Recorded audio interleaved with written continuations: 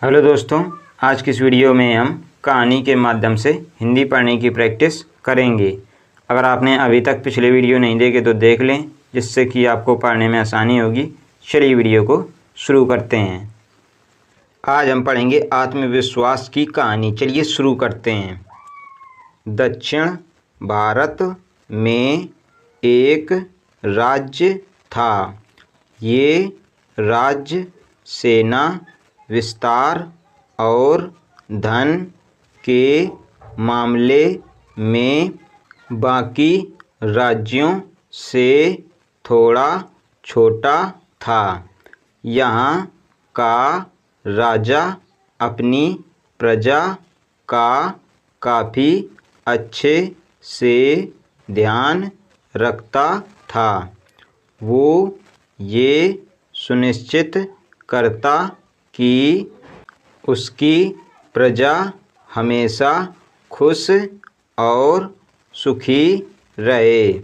सैनिक बल कम होने की वजह से अक्सर इस राज्य पर पड़ोसी राजा हमला कर इस राज्य को हथियाने की कोशिश करते, लेकिन राजा और राज्य को चाहने वाले सैनिक जी जान से उनका सामना करते और अपने राज्य को बचाते।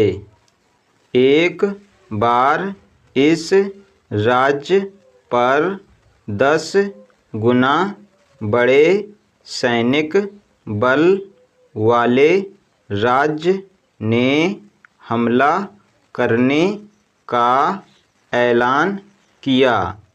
इस वजह से इस राज्य के हिम्मती सैनिकों की हिम्मत जवाब दे गई।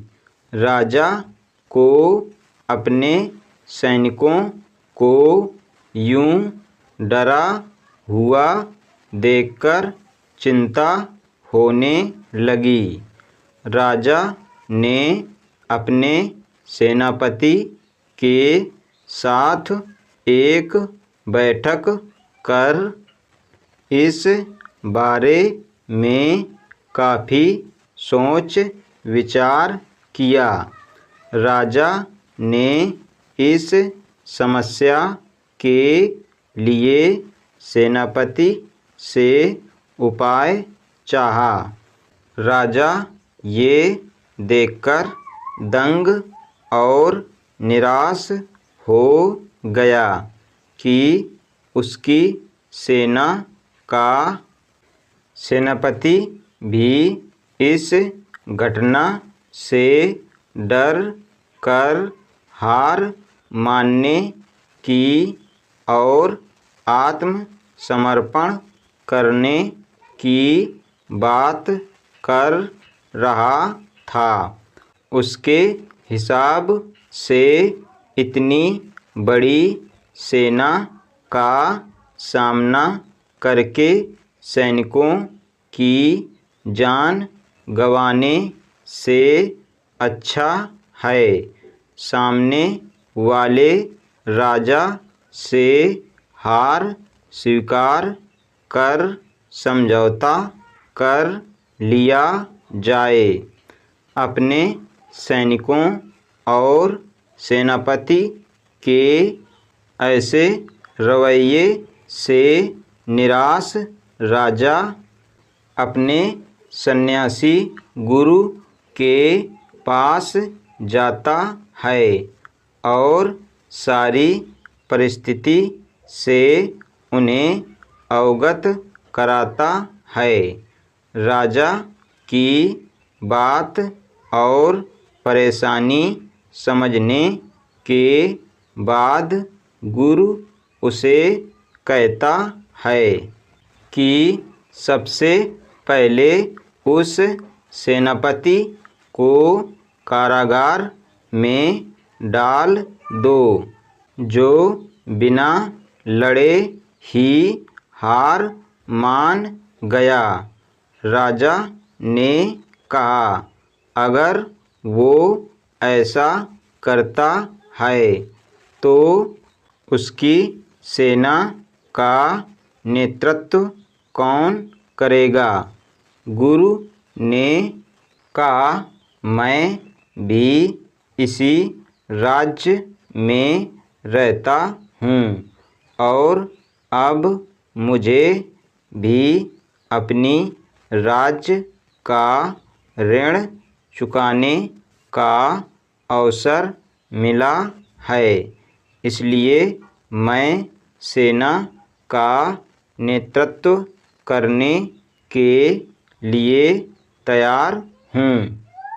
हालांकि राजा को ये समझ नहीं आ रहा था कि एक सन्यासी गुरु जिसने कभी कोई युद्ध नहीं लड़ा कैसे सेना का नेतृत्व कर सकता है।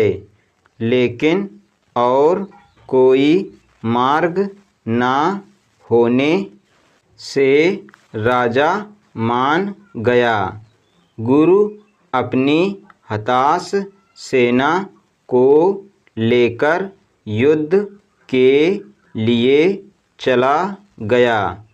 चलते चलते सेना एक मंदिर के पास पहुंची।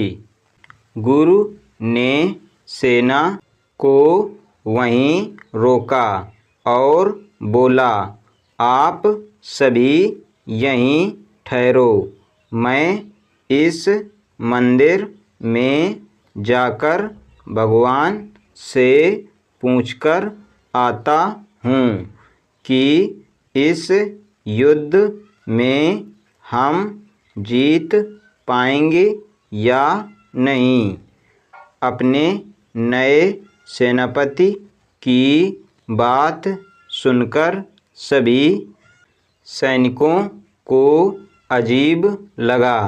कुछ सैनिकों ने उन्हें पूछा, इस मंदिर में पत्थर की मूर्ति कैसे आपको हमारी हार या जीत के बारे में बताएगी।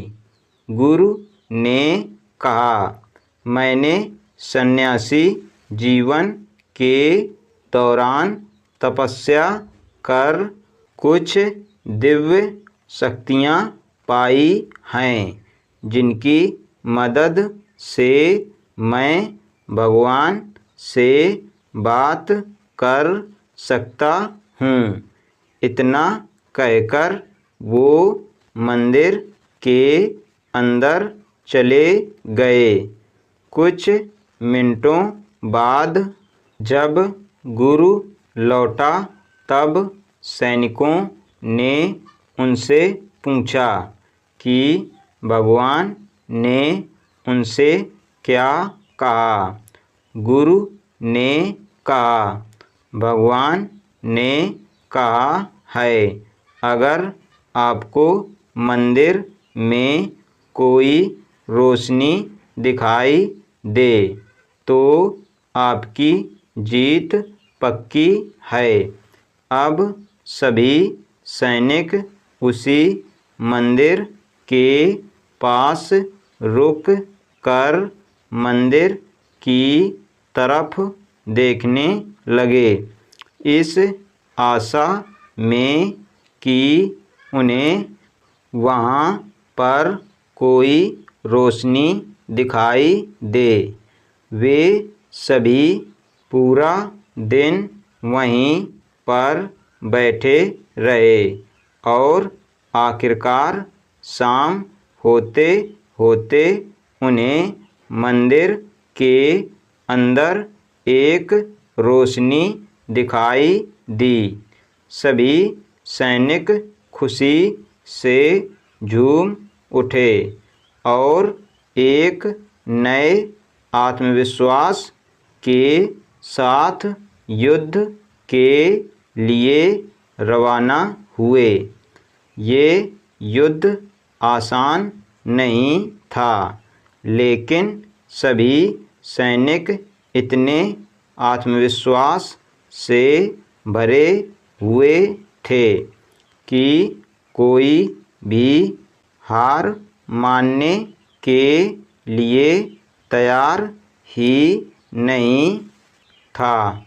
21 दिन चले लंबे युद्ध के बाद इस छोटे से राज्य के बहादुर सैनिकों ने अपने से कई गुना बड़ी सेना को हरा दिया। जीत के बाद अपने राज्य वापस लौटते समय रास्ते में फिर वही मंदिर आया तो सैनिकों ने गुरु से कहा कि वो मंदिर जाकर भगवान को इस जीत के लिए धन्यवाद कहकर आए, क्योंकि भगवान ने ही तो उन्हें रोशनी दिखाकर इस जीत का भरोसा दिलाया था। गुरु ने अपने सैनिकों से कहा, इसकी कोई ज़रूरत नहीं है, क्योंकि वो रोशनी एक दीपक की थी जिसे उन्होंने ही दिन में वहाँ जलाया था। दिन में सूरज की रोशनी के कारण दिए की रोशनी किसी को नज़र नहीं आई, लेकिन जैसे ही सूरज ढला तो दिए की रोशनी सबको दिखाई देने लगी। गुरु की समझदारी और बुद्धि के कारण एक असंभव काम भी संभव हो गया। सभी सैनिकों और राजा ने गुरु के प्रति अपना आभार व्यक्त किया। शिक्षा। दोस्तों, यह प्रेरक कहानी एक राजा, सैनिक या गुरु की जरूर है, लेकिन इसमें सबसे बड़ा हीरो है आत्मविश्वास। अगर आप में आत्मविश्वास है तो आपके लिए हर मुश्किल काम आसान हो जाता है। इसलिए दोस्तों, हमेशा खुद पर विश्वास बनाए रखें। आज हमने पढ़ा आत्मविश्वास की कहानी। अगर आपको ये वीडियो पसंद आए तो वीडियो को लाइक करें। हमारे चैनल बच्चों की शिक्षा को सब्सक्राइब करें। धन्यवाद।